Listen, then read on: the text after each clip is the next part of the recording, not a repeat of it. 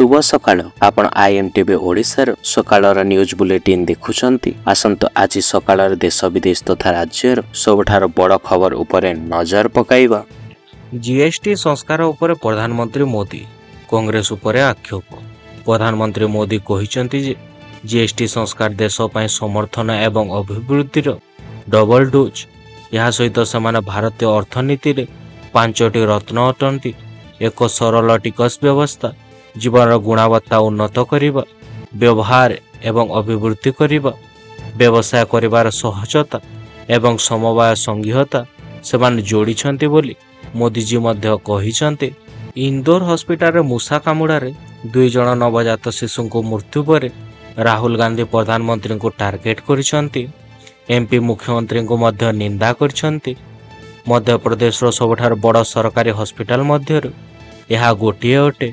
सरकारी परिचालित महाराजा जसवंत राव हॉस्पिटल रो intensive care unit बा आईसीयू रे मूसा माने एक नवजात शिशुर आंगुड़ी कामुड़ी देइछंती।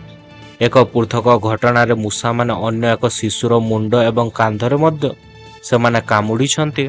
प्रधानमंत्री नरेंद्र मोदी को आस्कार गस्त पूर्वर NS2 खोलिबाकू कुकीजो गोष्ठी राजी प्रमुख चुक्तिनामा स्वाक्षरित। नूतन नियम पालन हेबा निश्चय करिबा पय एक मिलित मॉनिटरिंग गोष्ठी गठन करा जिवो। जे कोनोसी उल्लंघन को गंभीरतार सहित नियाजिवो एवं आवश्यक पड़िले एसओ चुक्तिनामा मध्य समीक्षा करा जिवो। गृह मंत्रालय एक विवृत्ति अनुसार यार सूचना मध्य दिया जाइछि।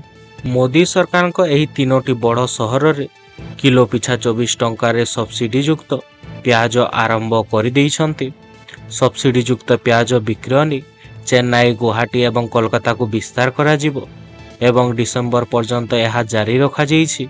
सरकारी तथ्य अनुसार सेप्टेम्बर 4 तारिख रे प्याजर सर्वभारतीय हाराहारी खुचरा मूल्य किलो पिछा 28 टंका थिला, जेतेबेले किछि सहर रे एहार दर 30 टंका उपरे रहिथिला। बन्या संकट उपरे सुप्रीम कोर्ट एवं राज्य सरकार को नोटिस जारी। एही अंचल गुड़िकर विनाशकारी बन्या एवं प्रबल वर्षा संपर्क में एक आवेदन उपरे सुप्रीम कोर्ट केंद्र एवं राज्य सरकार को नोटिस जारी करिसंती। गभीर चिंता प्रकाश करी कोर्ट कहिसंती जे परिस्थिति अत्यंत गंभीर मने होउछि। हिमाचल प्रदेश रे बन्या पानी रे बहु संख्यक काठ माने भासुथिबा ने वीडियो गुडी को भाइराल हेछि। यहाँ को खंडपीठ कर दर्शाई जे पहाड़ रे बेआईन भाव में गछ कटा एक प्रमुख कारण हटिबारे बोले। महाराष्ट्र रे घोरई क्षेत्र रे दैनिक कार्य घंटा 9 ରୁ 10 को वृद्धि हो जाइछि। पीटीआई अधिकारी उद्धृति ने रिपोर्ट करिछि जे महाराष्ट्र कैबिनेट घोरई क्षेत्र कर्मचारी सर्वाधिक दैनिक कार्य घंटा 9 ରୁ 10 घंटा को वृद्धि करने विद्यमान आईन रे परिवर्तन को मंजूरी दे दैछंती। एही पदक्षेप राज्य गुड़िकर अधिक निवेश आकर्षित करिबा एवं नियुक्ति सृष्टि करिबा लक्ष्य को नहीं यहाकू मध्य करा जाइछि बोली सूचना मिलिछि। मुख्यमंत्री योगी आदित्यनाथ विकसित उत्तर प्रदेश 2047 मिशन आरंभ करिसंती। उत्तर प्रदेश रो मुख्यमंत्री योगी आदित्यनाथ दिन महात्माकांक्षी विकसित उत्तर प्रदेश 2048 मिशन अधीन रे एक गणसंपर्क कर्मशाला आरंभ करिसंती। प्रधानमंत्री नरेंद्र मोदी को 2047 सुधा एक विकसित भारत में दृष्टिकोण सहित विकसित उत्तर प्रदेश गठन करिबारे नागरिक मानक सक्रिय भाव में योगदान करने को से आह्वान करिसंती। एनसीआर रे वर्षा, नोएडा रे स्कूल बंद रही जाइछि। देशर विभिन्न स्थान प्रबल वर्षा एवं बन्या भरी परिस्थिति दैनंदिन जीवन को बाधा प्राप्त करिछि। राज्य सरकार एवं जिला कर्तृपक्ष स्कूल बंद को घोषणा करिसंती एवं परीक्षा को मध्य स्थगित रखिसंती। छात्र सुरक्षा सुनिश्चित करिबा पय विभिन्न राज्य छुट्टी वृद्धि किंबा परीक्षा पुनर्निर्धारण पय सरकारी निर्देशनामा माने मध्य जारी करिसंती। ऋषि कपूर 73तम वार्षिक उत्सव रे आलिया भट्ट तांको हृदयर सहित श्रद्धांजलि अर्पण करिसंती। बॉलीवुड रो दिव्यंगत किंवदंती तथा ऋषि कपूर 73तम जन्मवार्षिक रे अभिनेत्री आलिया भट्ट सोशल मीडिया रे तांको हृदयर सहित श्रद्धांजलि अर्पण करिसंती। जिग्रा अभिनेत्री तांको सासू नीतू कपूर को द्वारा इंस्टाग्राम कहानी रे एक वीडियो मध्य से पुनः शेयर कर दैछंती। ଓଡ଼ିଆ ଗାୟକ ଏବଂ ସଙ୍ଗୀତ ନିର୍ଦ୍ଦେଶକ ଅଭିଜିତ ମଜମୁଦାର ଗୁରୁତର ଅବସ୍ଥାରେ ଏମ୍ସ ଭୁବନେଶ୍ୱରରେ ଭର୍ତ୍ତି ହୋଇଗଲେ। କଟକର ଏକ ଘରୋଇ ହସ୍ପିଟାଲରେ ତାଙ୍କର ସ୍ୱାସ୍ଥ୍ୟାବସ୍ଥା ଖରାପ ହେବା ଜାଣିଶୁଣି ଓଡ଼ିଆ ଗାୟକ ଏବଂ ସଙ୍ଗୀତ ନିର୍ଦ୍ଦେଶକ ଅଭିଜିତ ମଜମୁଦାର ଏମ୍ସ ଭୁବନେଶ୍ୱରକୁ ପଠାଯାଇଥିଲା। ହସ୍ପିଟାଲ କର୍ତ୍ତୃପକ୍ଷଙ୍କ ଅନୁଯାୟୀ ତାଙ୍କ ଅବସ୍ଥା ଏବେ ଗୁରୁତର ଥିବାରୁ ତାଙ୍କୁ ବିଳମ୍ବିତ ରାତିରେ ମଧ୍ୟ ତାଙ୍କୁ ସ୍ଥାନାନ୍ତରଣ କରାଯାଇଛି। ଦିଲଜିତ ଦୋସାଂଝ ପଞ୍ଜାବ ବନ୍ୟା ପୀଡ଼ିତାଙ୍କୁ ସମର୍ଥନ ଜଣାଇଛନ୍ତି, କହିଛନ୍ତି ଆମେ ସମସ୍ତେ ଆପଣଙ୍କ ସହିତ ଅଛୁ। ପଞ୍ଜାବୀ ଗାୟକର ଅଭିନେତା ହୋଇଥିବା ଦିଲଜିତ ଦୋସାଂଝ ସମ୍ପ୍ରତି ବନ୍ୟା ପ୍ରଭାବିତ ପଞ୍ଜାବର ଲୋକମାନଙ୍କ ପ୍ରତି ତାଙ୍କର ସମର୍ଥନ ଦେଖାଇଛନ୍ତି।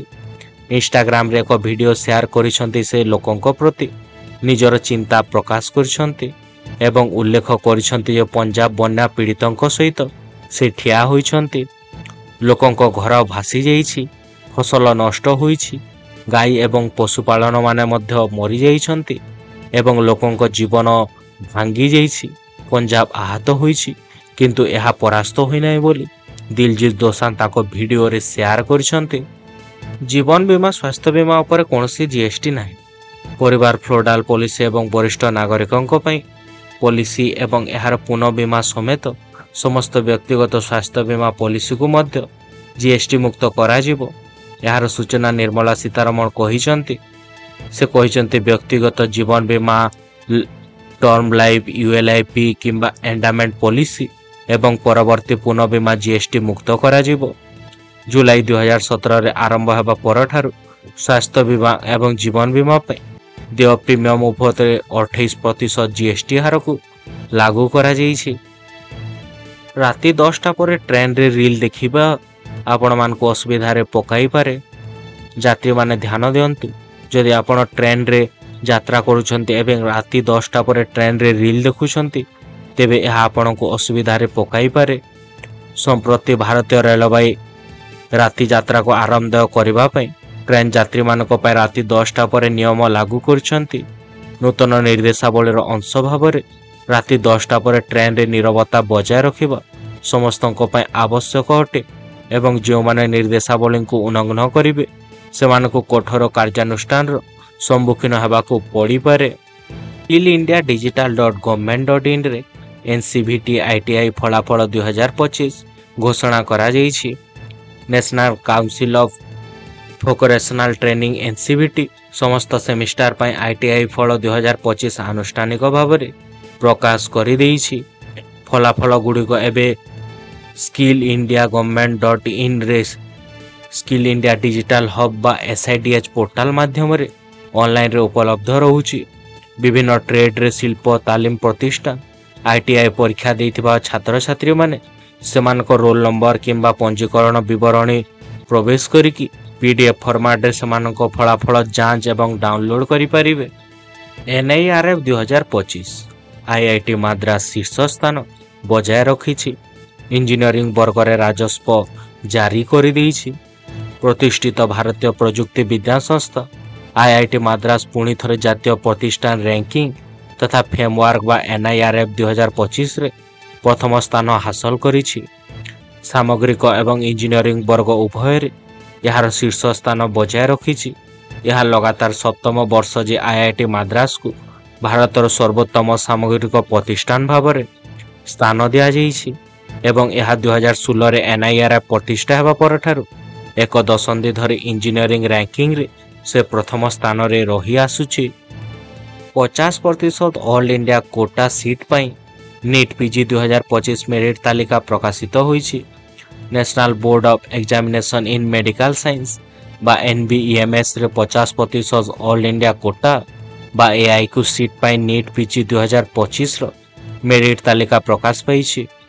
2025-26 ଶିକ୍ଷାବର୍ଷ ପାଇଁ MD MS ସ୍ନାତକୋତ୍ତର diploma post MBBS DNB doctor NB ପ୍ରତ୍ୟକ୍ଷ 6 ବର୍ଷ ପାଠ୍ୟକ୍ରମ ପାଇଁ NBEMS ଡିପ୍ଲୋମା କାର୍ଯ୍ୟକ୍ରମରେ ପ୍ରବେଶ କରିବାକୁ ଚାହୁଁଥିବା ପରୀକ୍ଷାର୍ଥୀମାନଙ୍କ ପାଇଁ ଏହି ରିଜଲ୍ଟ ପ୍ରକାଶ ପାଇଛି। ଏବେ ସରକାରୀ ୱେବସାଇଟ୍ ବା netboard.education.inରେ ସେମାନଙ୍କ ମେରିଟ୍ ସ୍ଥିତିର ଆପଣମାନେ ମଧ୍ୟ ଜାଣିପାରିବେ। ଆଫଗାନିସ୍ତାନରେ ଭୂକମ୍ପ, ମୃତ୍ୟୁ ସଂଖ୍ୟା 2200, ଅତିକ୍ରମ କରିଦେଇଛି। ସପ୍ତାହ ପୂର୍ବରୁ ଆଫଗାନିସ୍ତାନରେ ଘଟିଥିବା ଶକ୍ତିଶାଳୀ 6.0 ତୀବ୍ରତାରେ ଭୂକମ୍ପରେ 2200ରୁ ଅଧିକ ଲୋକ ପ୍ରାଣ ହରାଇଛନ୍ତି। ତାଲିବାନ କର୍ତ୍ତୃପକ୍ଷ ଏହାକୁ ସୁନିଶ୍ଚିତ କରିଛନ୍ତି। ଏହି ବିପର୍ଯ୍ୟୟରେ ପ୍ରାୟ 4000 ଜଣ ଆହତ ହୋଇଛନ୍ତି, ଯେଉଁଥିରେ ଅଧିକାଂଶ ମୃତାହତ ପାକିସ୍ତାନ ସୀମା ନିକଟବର୍ତ୍ତୀ ବା ପାର୍ବତ୍ୟ କୁନାର ପ୍ରଦେଶରେ ଥିବା ରିପୋର୍ଟରେ ମଧ୍ୟ ଦର୍ଶାଯାଇଛି। ଜିଏସ୍ଟି ସଂସ୍କାର ପରେ ମଦ୍ୟପାନ ଶସ୍ତା ହେବ ନାହିଁ। ଜିଏସ୍ଟି ପରିଷଦର ଜିଏସ୍ଟି 2.0 ଅନ୍ତର୍ଗତ ଟିକସ ଢାଞ୍ଚାରେ ପରିବର୍ତ୍ତନ କରିବା ନିଷ୍ପତ୍ତି ଅନେକ ସାମଗ୍ରୀ ଉପରେ ଟିପେସ୍ କିପରି ଲାଗୁ କରାଯିବ, ବିଶେଷ କରିକି ଯେଉଁଗୁଡ଼ିକ ପାପ ସାମଗ୍ରୀ ଭାବରେ ବର୍ଗୀକୃତ କରାଯାଇଛି, ସେଥିରେ ଗୁରୁତ୍ୱପୂର୍ଣ୍ଣ ପରିବର୍ତ୍ତନ ଆସିଛି। ସିଗାରେଟ୍, ପାନ ମସଲା ଏବଂ ଏହାର ସମାନ ଉତ୍ପାଦଗୁଡ଼ିକ ଉପରେ 40% ଅଧିକ ଜିଏସ୍ଟି ହାର ଲାଗିବ ବୋଲି ସ୍ଥିତି ହୋଇଥିବା ବେଳେ ସରକାର ସ୍ପଷ୍ଟ କରିଛନ୍ତି ଯେ ମଦ୍ୟପାନ ଏକୀକୃତ ଟିଏସ୍ଟି ବ୍ୟବସ୍ଥାର ପରିଷଦର ବାହାରେ ରହିବ। ସଲମାନ ଖାନଙ୍କ ବିଗ୍ ବସ୍ 90ର ଟିଆର୍ପି ରେଟିଂରେ ଏବେ ମଧ୍ୟ ସଂଘର୍ଷ। ସପ୍ତାହ 34 ପାଇଁ ଟେଲିଭିଜନ ରେଟିଂ ଶେଷ ହୋଇଯାଇଛି ଏବଂ ପ୍ରାଇମ୍ ଟାଇମ୍ ପ୍ରାଧାନ୍ୟ ପାଇଁ ପ୍ରତିଯୋଗିତା ଏବେ ତୀବ୍ର ବଢ଼ିବାରେ ଲାଗୁଛି। ରୂପାଲି ଗାଙ୍ଗୁଲିଙ୍କ ଅନୁପମା ଶୀର୍ଷରେ ନିଜର ରାଜତ୍ୱ ଜାରି ରଖିଥିବା ବେଳେ କ୍ୟାଁ କ୍ୟୋଁ କଭି ସାସ୍ ବି କଭି ବହୁଥି ଏକ ଦୃଢ଼ ପରିବର୍ତ୍ତନ କରିଛି।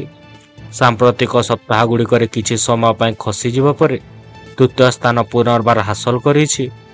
ଏହି ସମୟରେ ଅନୁପମା ଅପରାଜେୟ ରହିଛି।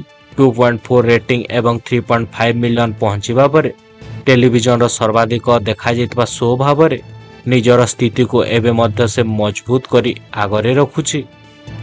ପୂର୍ବ ଚୁକ୍ତିନାମା ସତ୍ତ୍ୱେ ଭାରତ ଏବଂ ପାକିସ୍ତାନ ଆୟୋଜିତ ବିଶ୍ୱକପ୍ରେ ଅଂଶଗ୍ରହଣ କରିବାକୁ ମନା କରିଦେଇଛି। ଭାରତରେ 28 ନଭେମ୍ବରରୁ 10 ଡିସେମ୍ବର ପର୍ଯ୍ୟନ୍ତ ଚେନ୍ନାଇ ଏବଂ ମାଦୁରାଇରେ ଅନୁଷ୍ଠିତ ହେବାକୁ ଥିବା ଜୁନିୟର ହକି ବିଶ୍ୱକପ୍ 2025ରେ ଏବେ ପାକିସ୍ତାନର ଅନୁପସ୍ଥିତି ଦେଖାଯିବ।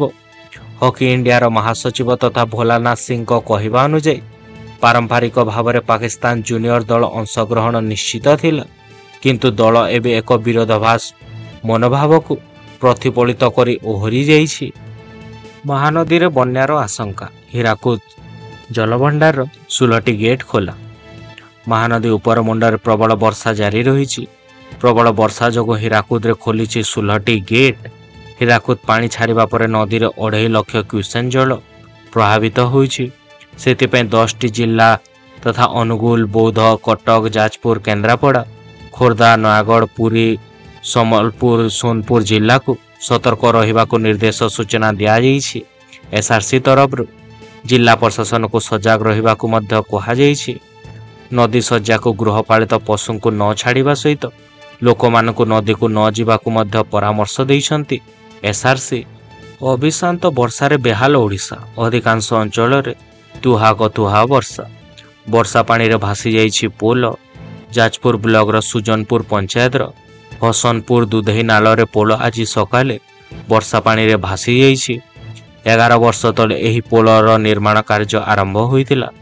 ନିମ୍ନମାନର କାର୍ଯ୍ୟ ଯୋଗୁଁ ବର୍ଷାରେ ପୋଲଟି ଭାସି ଯାଇଥିବା ନେଇ ଅଭିଯୋଗ ହୋଇଯାଇଛି। ଏହି ପୋଲ ଉପରେ ଦୈନିକ ହଜାର ହଜାର ଲୋକ ନିର୍ଭର ରହିଥାନ୍ତି। ପୋଲ ଆରପଟେ ସ୍ଥାନୀୟ ଲୋକଙ୍କ ଏକର ଏକର ଚାଷ ଜମି ମଧ୍ୟ ସ୍ଥାପିତ ରହିଛି। ତାମିଲନାଡୁରେ ଏନ୍ଡିଏକୁ ଝଟକା, ଅଲଗା ହେଲା ଏଏମ୍ଏମ୍କେ। ସବୁଠାରୁ ଛୋଟ ଛୋଟ ଦଳକୁ ମେଣ୍ଟ କରି ସାମିଲ କରିବାକୁ କେନ୍ଦ୍ର ଗୃହମନ୍ତ୍ରୀ ଅମିତ ଶାହାଙ୍କ ପରାମର୍ଶ ସତ୍ତ୍ୱେ ଏଆଇଡିଏମ୍କେର ପୂର୍ବତନ ମୁଖ୍ୟମନ୍ତ୍ରୀ ତଥା ଜୟଲଲିତାଙ୍କ ପୋଷ୍ୟପୁତ୍ର ଦିନକରଙ୍କୁ ଏନ୍ଡିଏରେ ଧରି ରଖିବାରେ ସକ୍ଷମ ହୋଇପାରିନାହାନ୍ତି। ପୂର୍ବତନ ମୁଖ୍ୟମନ୍ତ୍ରୀ ଏବଂ ପନିର ସେଲଭମଙ୍କ ଏନ୍ଡିଏ ଛାଡ଼ିବାର ଠିକ୍ ମାସକ ପରେ ଦିନକରଣ ମଧ୍ୟ ସେହି ପଥକୁ ଅନୁସରଣ କରିଦେଇଛନ୍ତି। ନିର୍ବାଚନ ପାଇଁ ସମ୍ବଲପୁରକୁ ସବୁଜ ସଂକେତ, ସହରବାସୀ ଦେଖିବେ ପ୍ରଥମ ମେୟର। 12 ବର୍ଷର ଅପେକ୍ଷା ପରେ ସମ୍ବଲପୁରବାସୀଙ୍କ ଭିତରେ ଆଶା ସଞ୍ଚାର ରହିଛି। ହାଇକୋର୍ଟଙ୍କ ହସ୍ତକ୍ଷେପ ପରେ ସମ୍ବଲପୁର ମହାନଗର ନିଗମ ନିର୍ବାଚନ ପାଇଁ ପଥ ପରିଷ୍କାର ହୋଇଛି। ନିର୍ବାଚନ ପାଇଁ 6 ସପ୍ତାହ ଭିତରେ ସାନି ବିଜ୍ଞପ୍ତି ଲାଗି ହାଇକୋର୍ଟ ନିର୍ଦ୍ଦେଶ ଦେଇଛନ୍ତି। କୋର୍ଟଙ୍କ ନିର୍ଦ୍ଦେଶ ପରେ କେବେ ବିଜ୍ଞପ୍ତି ପ୍ରକାଶ ପାଉଛି ତାର ଅପେକ୍ଷା ରହିଛି, କାରଣ ହାଇକୋର୍ଟ ରାଜ୍ୟ ସରକାରଙ୍କ ନିର୍ଦ୍ଦେଶ ଦେଇଥିବାରୁ ସରକାରଙ୍କ ରିପୋର୍ଟ ପରେ ବିଜ୍ଞପ୍ତି ଜାରି କରିପାରନ୍ତି ରାଜ୍ୟ ନିର୍ବାଚନ କମିଶନ। ଫେରିବ ମହାପ୍ରଭୁଙ୍କ ଭୂସମ୍ପତ୍ତି, ଜବରଦଖଲକାରୀଙ୍କୁ କବ୍ଜାରୁ ମୁକୁଳିଯିବ ଜମି। ରାଜ୍ୟ ଭିତରେ ଏବଂ ରାଜ୍ୟ ବାହାରେ ଥିବା ଜଗନ୍ନାଥଙ୍କ ଜମିକୁ ଫେରାଇ ଆଣିବା ପାଇଁ ଆରମ୍ଭ ହୋଇଯାଇଛି ପ୍ରକ୍ରିୟା। ପରିଚାଳନା କମିଟି ବୈଠକରେ ମହାପ୍ରଭୁଙ୍କ ଜମି ଜମା ପ୍ରସଙ୍ଗରେ ଆଲୋଚନା ହେବା ପରେ ପ୍ରକ୍ରିୟାକୁ ତ୍ୱରାନ୍ୱିତ କରିଦେଇଛନ୍ତି ରାଜ୍ୟ ସରକାର। ଏହାକୁ ନେଇ ସୂଚନା ଦେଇଛନ୍ତି ଆଇନ ମନ୍ତ୍ରୀ ତଥା ପୃଥ୍ୱୀରାଜ ହରିଚନ୍ଦନ। ମହାପ୍ରଭୁଙ୍କ 58,000 ହେକ୍ଟର ଜମି ରାଜ୍ୟ ଏବଂ ରାଜ୍ୟ ବାହାରେ ରହିଛି। ପ୍ରାୟ 37,000 ଏକର ଜମିର କାଗଜ ପୋସ୍ତ ହୋଇସାରିଛି। ବାକି ଗୁଡ଼ିକର କାଗଜ ପୋସ୍ତ ମଧ୍ୟ କରାଯାଉଛି। ସୁଭଦ୍ରା ଯୋଜନାର ବଞ୍ଚିତ ଆଦିବାସୀ ମହିଳା ବାରମ୍ବାର ଆବେଦନ ସତ୍ତ୍ୱେ ମିଳୁନାହିଁ ଟଙ୍କା। ସୁଭଦ୍ରା ଯୋଜନାର ବଞ୍ଚିତ ଗ୍ରାମାଞ୍ଚଳ ଆଦିବାସୀ ମହିଳା ବାରମ୍ବାର ଆବେଦନ ସତ୍ତ୍ୱେ ସୁଭଦ୍ରା ଟଙ୍କା ମିଳୁନାହିଁ, ଯାହାକୁ ନେଇ ରାୟଗଡ଼ା ଜିଲ୍ଲା ଗୁଣପୁରର ଉପଜିଲ୍ଲାପାଳଙ୍କ ଦ୍ୱାରସ୍ଥ ହୋଇଛନ୍ତି ଟିରିମିଟି ପଞ୍ଚାୟତର ଆଦିବାସୀ ମହିଳା। ପଞ୍ଚାୟତର 50ରୁ ଅଧିକ ମହିଳା ଉପଜିଲ୍ଲାପାଳଙ୍କ ଅନୁପସ୍ଥିତିରେ ସହକାରୀ ଜିଲ୍ଲାପାଳଙ୍କ ନିକଟରେ ନିଜର ଦାବି ପ୍ରଦାନ କରିଛନ୍ତି। ମହିଳାଙ୍କ ଅଭିଯୋଗ ଅନୁଯାୟୀ ସୁଭଦ୍ରା ଯୋଜନା ଆରମ୍ଭ ହେବା ପରେ ସେମାନେ ଜନସେବା କେନ୍ଦ୍ରରେ ମଧ୍ୟ ଆବେଦନ କରିଥିଲେ।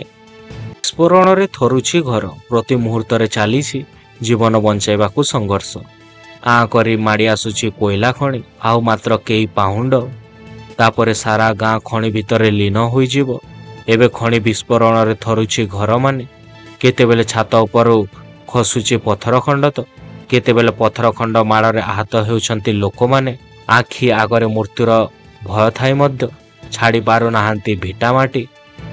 ବୈତରଣୀରେ ପୁଣି ଆସିଲା ବନ୍ୟା। 3 ମାସ ଭିତରେ ଏହା ହେଉଛି ତୃତୀୟ ବନ୍ୟା।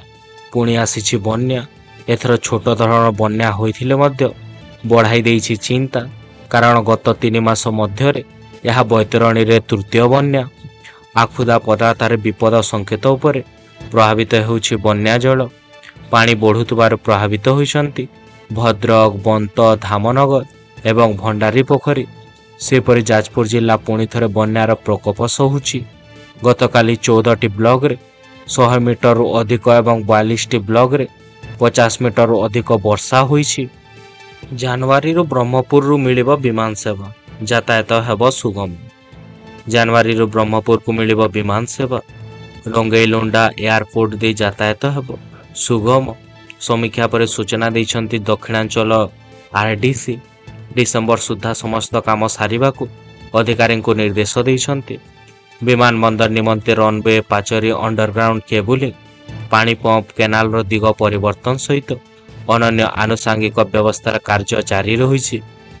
2B କ୍ୟାଟାଗୋରୀରେ ଏହି ଏୟାରପୋର୍ଟରେ ରହିଛି 1090 ମିଟର ରନୱେ ଆଉ 56 ଏକର ଜମିର ଆବଶ୍ୟକତା ଥିବାବେଳେ ସେଥି ଭିତରୁ 40 ଏକର ଜମି ସରକାରୀ ରହୁଛି। ଚାଷୀଙ୍କୁ ଘାରିଛି ସାର ଚିନ୍ତା। ଖରିଫ ଚାଷ ପାଇଁ ମିଳୁନାହିଁ ସାର। ଚାଷୀମାନଙ୍କୁ ଘାରିଛି ସାରର ଚିନ୍ତା। ଖରିଫ ଚାଷ ପାଇଁ ମଧ୍ୟ ମିଳୁନାହିଁ ସାର। ଚାଷୀମାନଙ୍କୁ ତାହା ଘାରିଛି। ଖରିଫ ଚାଷ ପାଇଁ ମିଳୁନି ସାର ତ କେଉଁଠି ଆବଶ୍ୟକତା ଠାରୁ ଚଢ଼ା ଦରରେ ସାର ମିଳୁଛି, ତ କେଉଁଠି ସାର ନ ପାଇ ବା ନିହାତା ବା ହତାଶ ହୋଇ ଫେରୁଛନ୍ତି ଚାଷୀମାନେ। ବୌଦ୍ଧ ଜିଲ୍ଲାରେ ସାଂଗଠନିକ ସ୍ଥିତିରେ ସାର ସଙ୍କଟ ରହୁଛି। ସାରର ଅଭାବ ଯୋଗୁଁ ମୁଣ୍ଡରେ ହାତ ଦେଇଛନ୍ତି ଚାଷୀମାନେ। ଖରିଫ ଚାଷୀ ପାଇଁ ଏବେ ସାର ଜରୁରୀ ହୋଇପଡ଼ିଛି। ବର୍ତ୍ତମାନ ଧାନ ଚାଷ ପାଇଁ ସାର ପକାଇବାର ଉପଯୁକ୍ତ ସମୟ ଅଟେ, ହେଲେ ସାର ମିଳୁଥିବା ଚାଷୀ ନଷ୍ଟ ହେବା ନେଇ ଆଶଙ୍କା ବୃଦ୍ଧି ପାଉଛି। ଜିଲ୍ଲାର କିଛି ସ୍ଥାନରେ ବର୍ଷାର ଅଭାବ ଥିବାବେଳେ ସାର ଅଭାବ ଯୋଗୁଁ ପତ୍ର ମଧ୍ୟ ହଳଦିଆ ହେବାକୁ ବସିଛି। ଧନ୍ୟବାଦ ଆମ ସହିତ ଥିବାକୁ। ଆଶା କରୁଛୁ ଆପଣ ଆମ ଭିଡ଼ିଓଟିକୁ ଉପଭୋଗ କରିଛନ୍ତି। ଯଦି ଆପଣଙ୍କୁ ଏହା ଭଲ ଲାଗିଥିଲା ତେବେ ଲାଇକ୍, ସେୟାର, ସବସ୍କ୍ରାଇବ୍ କରିବାକୁ ଭୁଲନ୍ତୁ ନାହିଁ। ଆମେ ଆପଣଙ୍କ କମେଣ୍ଟ ବା ମତାମତର ଅପେକ୍ଷାରେ ରହୁଛୁ। ପରବର୍ତ୍ତୀ ଭିଡ଼ିଓ ପାଇଁ ଜଡ଼ିତ ରୁହନ୍ତୁ ଏବଂ ଆସନ୍ତା ସମୟ ପର୍ଯ୍ୟନ୍ତ ଆପଣଙ୍କ ଉପରେ ମହାପ୍ରଭୁ ଜଗନ୍ନାଥଙ୍କ ଆଲୋକ ବର୍ଷା ହେଉ।